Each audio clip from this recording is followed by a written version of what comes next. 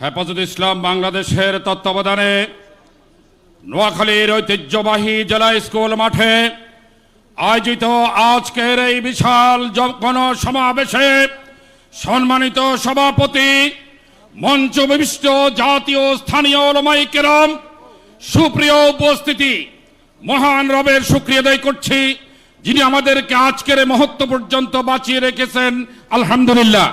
সুপ্রিয় উপস্থিতি, আমরা বলতে চাই আজকের এই মহাসমাবেশের পরে সরকার অবশ্যই এই হিজবুত তাওহীদকে নিষিদ্ধ ঘোষণা করতে হবে।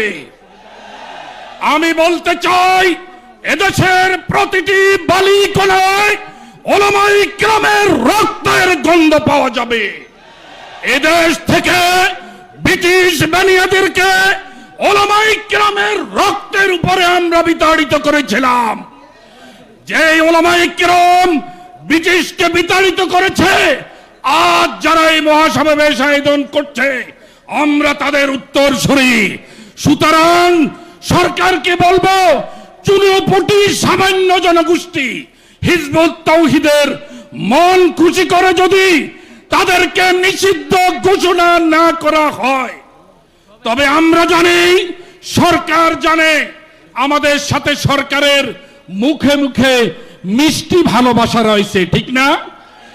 আমি বলি আজকের এই সমাবেশের পরে যদি হিজবুত তাওহীদকে সরকার নিষিদ্ধ ঘোষণা না করেন, সরকারের সাথে আমাদের মুখে মুখে এই মিষ্টি ভালোবাসার থাকবে না। সরকারকে ভয়ঙ্কর পরিণতির জন্য প্রস্তুত থাকতে হবে। আমরা গত ফ্যাসিবাদী সরকার খুনি হাসিনার সরকারকে বিতাড়নের জন্য 2013 সালে শাপলা চত্বরে আমরা আজান দিয়েছিলাম। সেই আজানের জামাত কায়েম হয়েছিল 2024 গণ অভ্যুত্থানের মাধ্যমে। যাই হোক, আমরা আজকের এই গণসমাবেশ থেকে সকলকে উদাত্ত আহ্বান করব, পাড়ায় মহল্লায় জায়গায় জায়গায় মসজিদ কেন্দ্রিক হিজবুত তাওহীদের বিরুদ্ধে ঐক্যবদ্ধভাবে দুর্গ গড়ে তুলব ইনশাআল্লাহ।